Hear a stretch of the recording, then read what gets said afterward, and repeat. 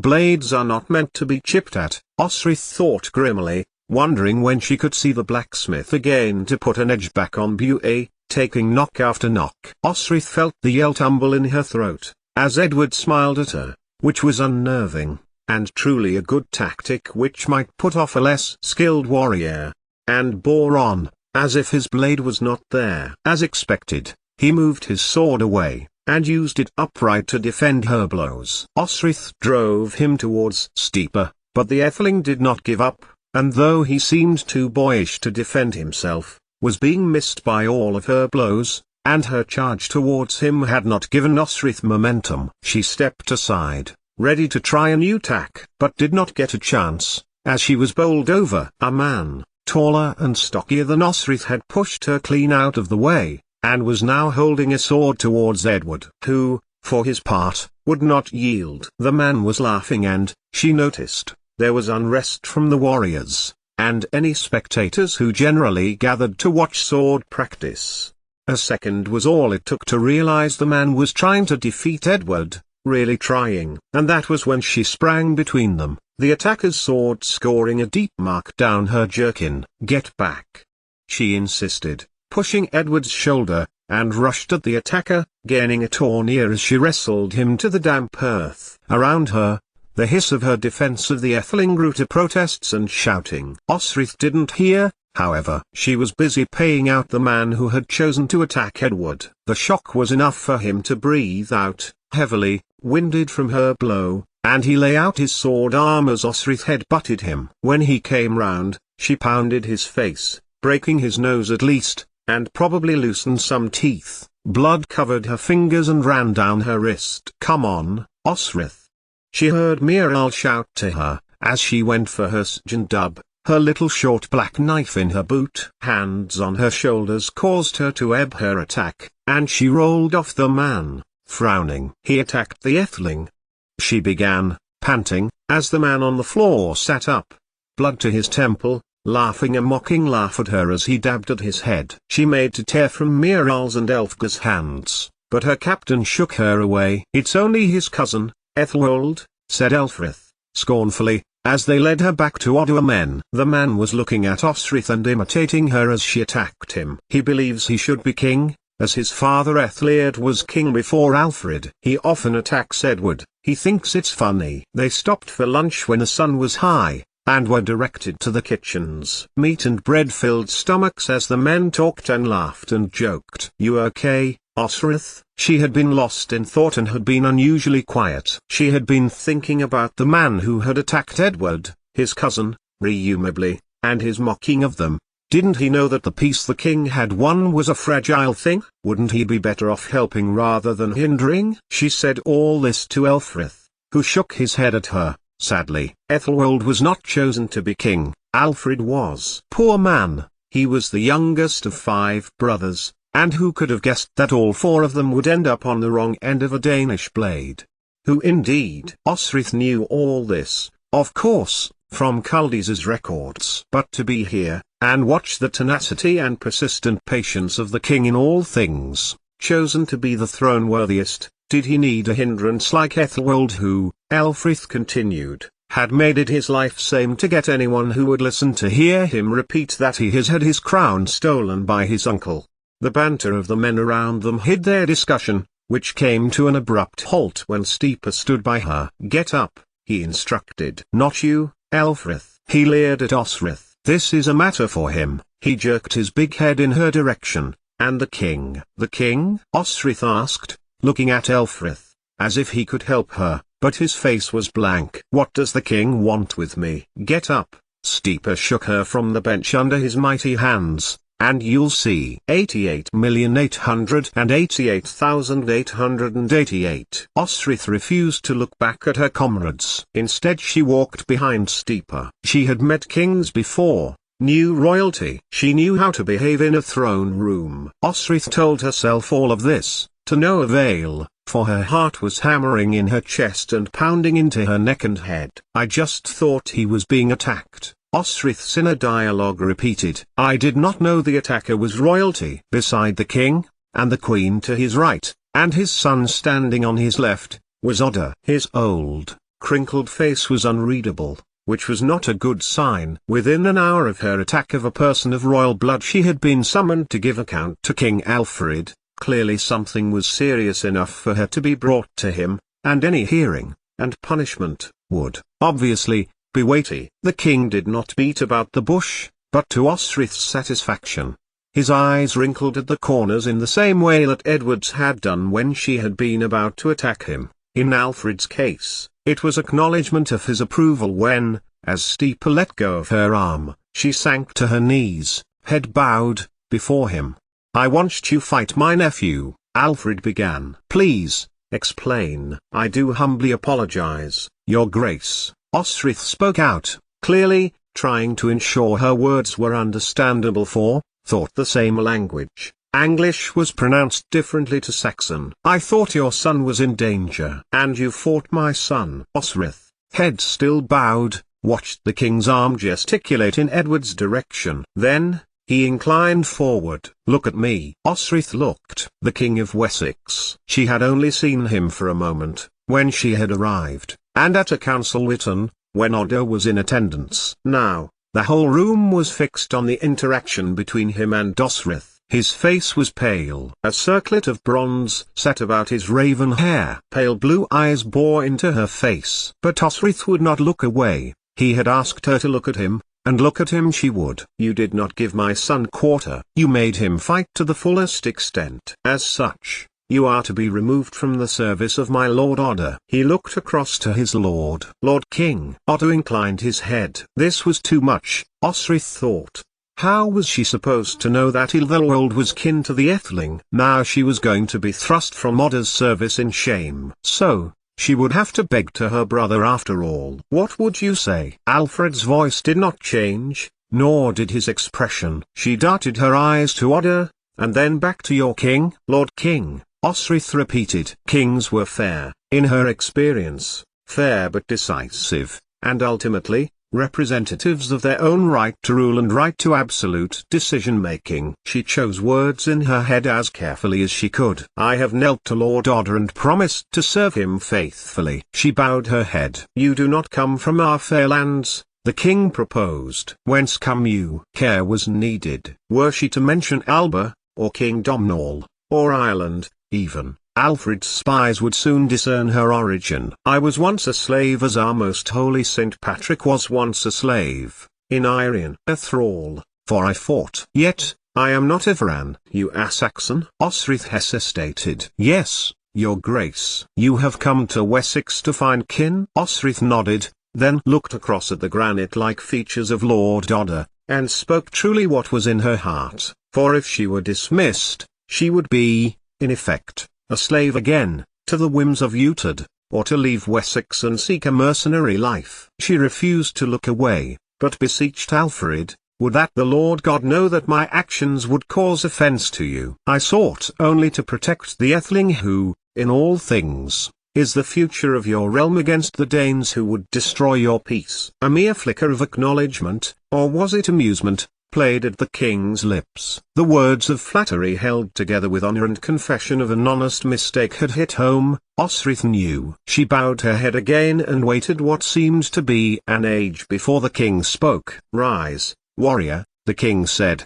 and extended a hand to her shoulder. "For your kin, you may make inquiries. As for my nephew, it is a mere trifle. You did as Steeper asked of you and which I asked of Steeper, which was for him to be tested." Osrith felt her lead and heart lighten. Yet, he had spoken of removing her from Odo's service. Was she to be sent away, after all? "I have made an agreement with the Lord Odo. I wish now for you to guard and protect my son, Lord." Osrith bowed her head as the king withdrew his hand. Then, her mind went to the man who had taken her in as his guard, saving her from starvation. But the Lord Odo. She looked at him. But Odo was smiling. "I am sure Odo appreciates your loyalty. I have made an arrangement that is suitable for him. You are to remain in my service for that of the Atheling." Alfred drew Edward towards her. "There," he said to his son. "There, warrior, Osrith." "Osrith," he repeated. "Now Steeper, in charge of all of Winchester's guard,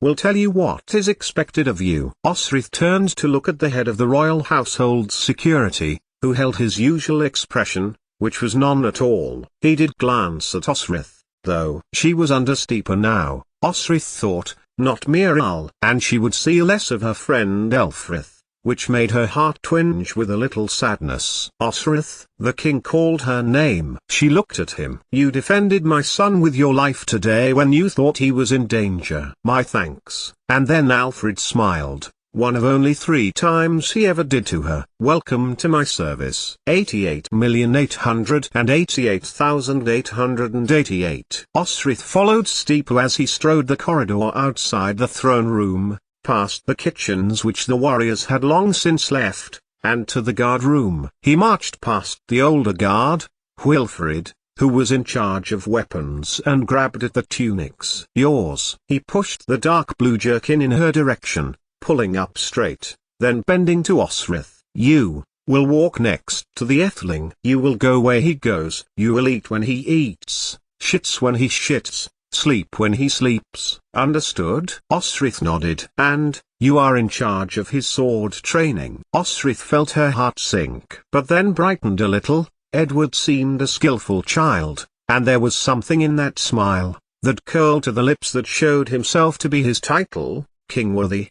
She was left in the kitchen by Steeper, who went out to inspect the stables. Elfga's turn, so at least now, with the young prince to mind, little of the unsavory jobs would come her way. The cook was taking the meat from the spit as a kitchen maid had closed the partition door, then opened it again, as an old woman stood there. She heard the maid talk British to her, but soon stopped as the cook marched over to the door, taking it away from the maid, whom she shooed away.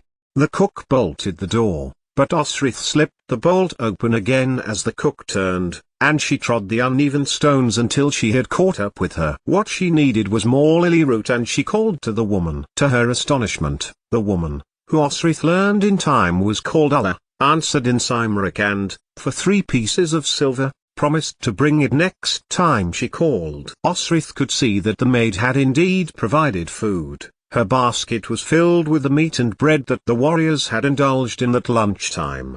88,888,888. It was about a week later when she overheard Oda tell Alfred that Tutor had left Winchester, a week which couldn't have gone better. Rather than resenting being with Edward, it turned out he was a delightful, sunny boy, who took all things with hope and optimism, the buoyancy of youth that some children carry with them. His mother still fussed over him, which the child indulged, but once out of her sight became the young boy growing to be a man again, interested in learning sword skill and playing, and sometimes slipping out of the palace to walk amongst the grounds. You don't need to slip out, Osrith told him one evening when she heard him get up. She slept, cloak under her head, outside his door. If you wish to explore Winchester, you could do it at any time. I'd be with you. Mother would not approve. A little great cloud settled over his head, but Osrith had smiled and said, I expect your father would not. You need to know your own kingdom. You need to know your own kingdom. A voice whined in the darkness, making a good imitation of Osrith's own voice. For a betrothed young woman, Ethelfled could be petulant. She is jealous of him, Osrith told herself. If she had been born a prince not a princess, it would be Ethelfled who would be the Etheling, not Edward. It was clear she was cruel to him, though Edward bore it well. She would be moving to Mercia when she was married, Edward told Osrith, a shard of happiness in his statement. But Osrith could also see how much he adored his older sister, because he would follow her, admire her own sword skill, and on occasions when she sat with him while he was learning Latin, the Etheling positively beamed at her attention. So, after petitioning his father, Edward was allowed to go beyond the palace, as long as Osrith was with him. She had been given a list of places by Steeper that under no circumstances the young prince was allowed to go: the alehouses, any merchants, Crapelgate, where the Britons and other poor lived. It would have been quicker to say where he was allowed, and in the end, Osrith strode next to the boy, and they walked by the fast-flowing Itchen River, tumbling from the Ridgeway chalk and heading for Hampton. Daily, Edward would sword train with her, but always away from the guards, which was a pity, Osrith thought, as he would gain more from a range of challengers. But she suspected that Alfred thought more of the foe attack by Ethelwold, who was generally inebriated in the palace gardens most mornings, than the king's nephew had claimed. Why was it, though, that Ethelwold had not tried for revenge on her? After all, she had attacked him severely, and Osric had noticed that it had taken several weeks for his nose to reset and the swelling in his face to go down. She heard her former lord's declaration about her brother one bright, summer's morning and, on listening, Osric gleaned that Elfrith and Elfka had been given the task of watching the house, guarding it, so that Gisela did not to leave Winchester. When she knew the Etheling was asleep that night, she followed them over to Eutad's house, slipping up to the roof to better see the small courtyard between her brother's two-story house, the stables and two outbuildings. They were her family, after all, and she wondered about the horses stabled in the square, who were patiently exercising their legs, waiting patiently for something. Was her brother's wife going to slip away? Elfka and Elfrith were standing opposite the gatehouse. She noticed, would that be enough? They had 2 young children. Osric had learned, 3 horses and no carriages would not be enough to take infants. So, who were these horses for? Osric didn't have long to wait to find out. Twilight illuminated 3 men, war-clad, stepping out and untying the horses. As she watched, she could see her brother, the man who had chased her, the Irishman who she knew was called Finan, and another, Ethelwold. All 3 found it easy to force their animals past the 2 palace guards, for they were expecting to only guard a woman and children. North was where Oda had told the king they had already gone, which made sense, for Ethelwold had not kept quiet and had let slip about offers of kingship made by a dead Dane and, if she had heard it, others would have too. Clearly it interested Ethelwold as he was desperate for Wessex's crown. Why was her brother interested? She would find out. But, not now. Dearly Osric would have loved to slip onto a horse and go after them. But she was the guard of the Etheling. She had agreed a responsibility. Osric lay back onto the thatch as twilight gave way to night. The moon rose, as did the summer stars. No trace of the hunter now, but the great bear rose, as did the plough and others she recognized but knew not any names. She slowly walked back to the palace, hoping she would not be missed. Slowly, because she had spent time picking through the thatch of her brother's house to extricate every piece of plunder he had hidden. She needed it more than him, Osric realized, and was just nodding at the guards, when she saw a small figure in the palace gardens, so her hand went directly to Bue's hilt. "Edward!" she exclaimed, then clamped her hand over her mouth. Should anyone realize he was out here alone, Osric would, quite rightly, get the blame. "Where did you go? Why are you out of bed?" she pressed, as they walked hastily down the corridor to the bedchamber, Osric's hands on his shoulders. "I followed you." His reply was mirthful, as if it was all a grand adventure. "You never did." Osric's heart was in her mouth, and she hustled the Etheling into his room, and closed the door, standing with her back to it. "But you went, and I waited." He looked earnest, and a pained expression crossed his features. "I thought you were asleep." "Look," Osric said, "I was wrong to leave you." "And, you have it?" Edward asked, eagerly. "What you went for?" Osric nodded. "I needed to claim my money I was owed." "A treasure hunt!" Edward exclaimed, his eyes lively. She felt her heart sink. It must be well past midnight now, and if he didn't get to bed soon, he'd be tired in the morning and she would get the blame. "Come on," he urged, "let's see, then we can hide it." Then he turned away, giving out a big sniff. Osric was astonished. She was so caught up in how pleased she was, she hadn't noticed his usual optimistic bounce was camouflaging a sadness. "Yes," Osric agreed. "If you know a good place to hide my silver, then show me." She held out a hand to his shoulder. "But first, can you tell me who has upset you? I can kill them for you, if you like." The last sentence was meant by Osric as a joke, but she was astonished when Edward turned his cornflower blue eyes to her in anticipation. "You can," he declared. "I can't, really," Osric replied, but it seemed as if Edward had not heard her. Ethelfled, at this, he let out a sob, looking down, hand to his face. Osrith put 2 hands on his shoulders and bent a little. "Ethelfled?" she prompted. "Ethelfled," Edward broke off, and sniffed again. "Told me again about the man who gave his own baby's life for me to live," he exclaimed. "Sometimes, she says, she wishes the baby was alive and not me." Edward wrenched himself from her grasp and turned, hunching over. He gave another sniff. "I think it's God's plan," Osrith said, picking bits of silver out of her bindings. "Perhaps this baby was going to die anyway. Perhaps you were well enough to live. I'm sorry that Ethelfled said those things to you. I can understand why you're upset." There was an awkward silence. It was somehow worse than Edward's sobs. "I have some wealth but no safe place to keep it without being stolen again." Slowly, the Etheling turned, and looked at the Osrith, then to her hands, full as they now were with utered silver. "I know a place," Edward said suddenly, his sadness leaving him as quickly as it had come,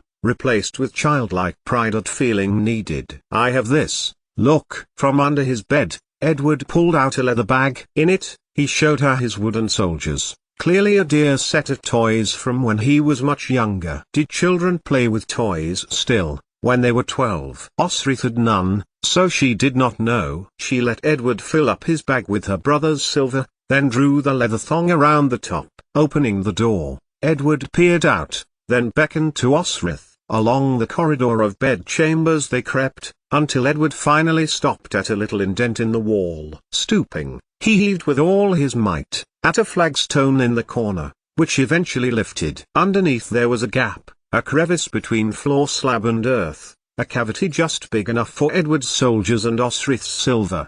"I've hidden them for years here," Edward told her, as he trod on the slab to make it level with the others. "Ethelfled kept taking them and trying to burn them. But she doesn't know about this place." "Thank you for being my guard, Osrith," Edward said. He stepped into his room, but held the door open. Osrith peered inside. The candles were guttering a little, but otherwise she could see nothing which needed her attention. "Would you sleep this side of my door tonight, Osrith?" Edward asked. "Steepa has instructed me," she began, but Edward shook his head. "I will tell him I insisted you stay with me by the door." He took a blanket and cushion from his bed. "It must be cold only with your cloak." "My thanks, Etheling," Osrith nodded.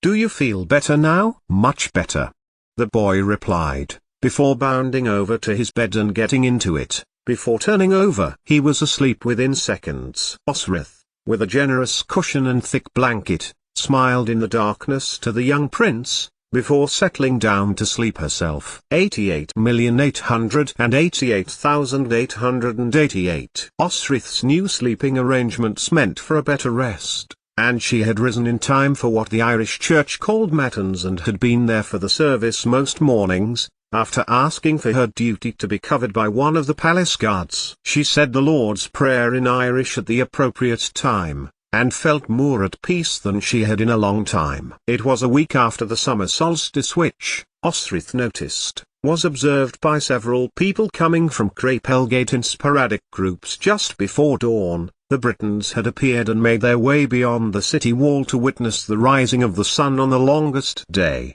On this occasion, it was a face she knew which welcomed the devout to the palace's chapel. Osrith knew that Father Baker was in Winchester. It was quite another situation entirely, to be face to face with him as he bustled in people to observe the sun of a different kind, that being the sun, God's son, as the Eucharist was said. How could it not be, Osrith told herself, as he went about the service. At the front, wrapped in a fine cloak, was a woman whom Baker could not take his eyes off, and she him, from what Osrith could tell. Her heart beat faster at the thought of man, the closest thing she had to a father, standing there, not knowing. Should she tell him? Osrith debated the question, and decided to stay at the end of the service, retreating back towards a many-coloured glass window. She watched how Baker took the hand of the woman he adored, and Osrith observed this woman, red hair peeking through at the edges of her shawl, staring back at him lovingly, though a haunted look still stalked her features. Well, how wonderful! He had a life here, in Winchester, as the king's priest, and married, too. Across from them, he was greeted by several warriors, one of whom caught Osrith's eye. Her heart quickened. Did he recognize her? She recognized him, her combatant, the one who had begun singing the lament she knew, who had chased her. But he took no heed of her, following her brother out of the chapel, striding after Utad, who was talking intently to Bika's woman. Clearly, they were back from whatever had drawn them north. But Osrith remained. She wished to see Bika again and, under the guise of confession, waited. She didn't have to wait long, as Bika returned, tidying away the Bible and blowing out all candles bar one, the larger one above the altar. He noticed Osrith then, and beckoned her forward. "What would you confess, my child?" Bika asked, brightly, and led her to seats at the right hand of the altar. Osrith looked at him, every fiber of her being wanting to grab him around the neck and kiss him in joy. To have found Bika, after all these years of being hunted. She swallowed. "I seek penance, Your Holiness," Osrith began. A smile spread across Bika's face as she looked into his eyes. If he recognized her, Bika did not admit it, either in words or on his features. He waited patiently for her to continue. Osrith looked at his face, ugly, twisted in earthly measure, but beautiful for his adoration of God. How many times had she dreamed of this moment? Not many more than she had dreamed of a time she would meet her brother. "Do I know you, child?" Bika asked, at last. The word, "yes," was on her lips, but then she looked into her lap. Instead, she began a prayer. Osrith began, as Bika clasped his hands around hers, closing his own, and she did not take a breath until she had got to Agusagla tilde squared ear, gsa tilde negation or a. Amen. Osrith opened her eyes, then withdrew back, watching the man she had known better than anyone when she was a child. She sighed. Bika smiled. "I know you seek your kin," he said, quietly. "I was there when the king took you to be his son's guard. It is a great honor." "Yes," Osrith nodded. "I wonder if I do a good job." "Is the Etheling dead?" He smiled at Osrith's shocked expression. "I do hope not." "Then you do a good job." He got to his feet, and began to escort Osrith towards the doors of the chapel. "I imagine here is much different from Irian." She nodded, hoping it looked sad enough, while all the time using all of her willpower to prevent her from jumping on him and telling him everything. She felt a hand on her shoulder as she got to Edward's room, however, and turned. Had Bika worked it out, and had now come to challenge her? However, it was not Bika. When she turned, Osrith looked right into the face she had damaged a little over a fortnight ago. Ethelwald, smelling of drink, good-looking nonetheless now his injuries were healing. He held on to Osrith's shoulder. He had a bored, careless look about him, and Osrith froze. She could quite easily attack him again, but she hung back. He hadn't actually done anything apart from stop her going into the Etheling's room. "Creeping around, again?" he asked, and leered at her. Osrith made her features freeze. Subconsciously, she reached to him, for tagged Sikhs. "Foolish of you to leave him to attend chapel," he drawled. "What if Edward had been taken, murdered?" "There was a guard," Osrith began. Good point, she told herself. Where was the guard she had asked to cover for her? With a smooth sound like SHMM, her Sikhs was in front of her. Ethelwald backed away. "You're mine, boy," he shouted up the corridor, as her retreated. "You will die," and was gone. But not before she saw the repudiated Etheling grip a leather bag, which looked suspiciously like the one she had allowed Edward to bury, with his keepsake toys in it, and her silver. It was about an hour after Osrith had accompanied Edward to breakfast and before he was about to step out for sword practice into the glorious morning sunshine that Steepo was beside her. The king wished to see her. This time, the throne room was a lot fuller, as well as Odda, his children and his wife. Many of the lords who were arriving for Ethelflaed's wedding were in attendance. She glanced to one side. Tall, brown-haired, muscular, her brother stood, also. Perhaps Ethelwald was cleverer than he looked, and had worked out that the silver was Utad's. She gave a little shudder. This was not how she wanted to meet him. The punishment for theft is hanging, boy. Alfred was leading the proceedings, not an advocate or prosecuting lord. Osrith's stomach sank to her knees as he held up the bag. Did you steal silver? I earned it. Admittedly, not that silver, Osrith thought. That silver was easily traced back to Utad. She pressed on, the best she could do. I have been a soldier before I was my lord's thrall. It was an arrangement with my lord which involved my guarding a child, in the manner you have entrusted me with your son's protection. There, make of that what you will. Now will be the time to press your advantage at Abika or Utad, or both. Idiot. Why did you take it? Have you had fortune in locating your family, Osrith the Gale? Alfred pressed. Not as yet. Alfred held up the leather bag. Osrith refused to look at Edward, for she was convinced he would say something to try to help her, which would only incriminate her without meaning to. And you earned this? Beside her mother, Edward's sister, Ethelfled stood, watching in silence at the proceedings, a strange expression on her face. With my sword. Her hand dropped to Buay. May I see it? Alfred held out a hand. Osrith withdrew it fully, turned so she held the blade, then offered it to Alfred. He examined Buay. A good sword, he murmured, casting his eye over the layered patterns on the blade. Which I earned, Lord King, Osrith replied, obediently. I fought the Norse to keep a family I was once employed by safe. It has a name, Buad, your grace. It means victory. A good name, for you have been victorious in many ways, and it has been clear to me you can use it. He offered Buay back to Osrith. Tell me, did you kill these Norse? Yes, but they did not need a lot of killing. Many were weak with starvation.